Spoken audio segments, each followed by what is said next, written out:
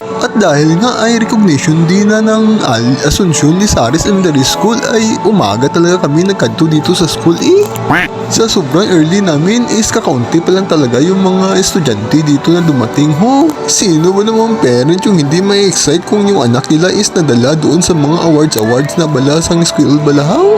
Feeling ko nga ito yung pinakaunang bisis na nag-early kami sa buong taon ng anak ko sa grade 1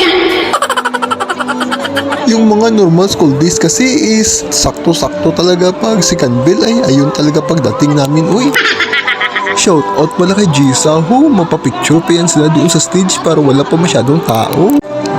Ipinapakilala ko pala si Ma'am Gastaya Siya yung advisor na aming anak sa grade 1. Siya din yung advisor na aming panganay noong ng grade 1 siya ba? Wow!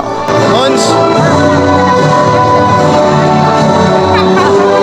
Yung kamera shy na person na iyon, si Monsi pala yun. Siya pala yung nanay ng biste ng aming anak. At dahil sa shy type na siya, ay hindi talaga siya papasa sa pagiging content creator kasi tayong mga content creator is talaga makakapal yung mukha natin.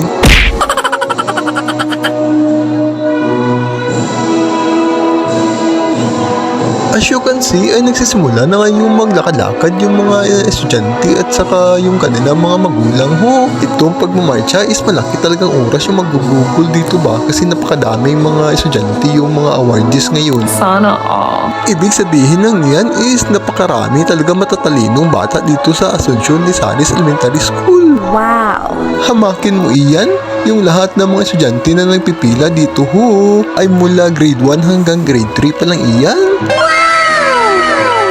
Kasi yung grade 4 tsaka grade 5 is mamayang hapon pa. Talagang masasabi mo na marami talagang mga matatalino dito na nag-aaral kasi nga yung grade 1 to grade 6 hinati pa talaga sa dalawang event.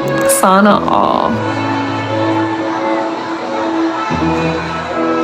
At dahil nga ay sa napagod tayo ng kakatayo at kakahintay doon sa loob ng gym is lumabas na lang muna ako at nagbili at tayo ng tubig tsaka yung ating pamahaw kasi hindi pa tayo nakapagpamahaw so sobrang excited natin na mag-attend ng recognition ng ating anak. At para hindi tayo mabugahan ng kalayo ng isang dragon ay syempre nag-prepare na tayo ng tubig para sa kanyang bunganga Uunahan na lang natin yung apoy ba para iwas baga. Happy ka na? At habang nagre-relax kami ni Mrs. ay nakita akong familiar na mukha. Ito pala yung vlogger na kilala natin support nyo to. Ito guys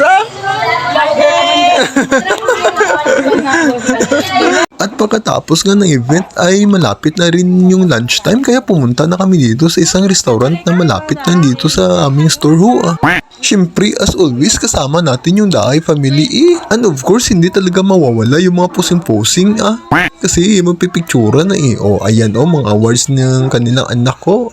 Diba? Ang daming awards si Martina ba? Isang A, W Mons be?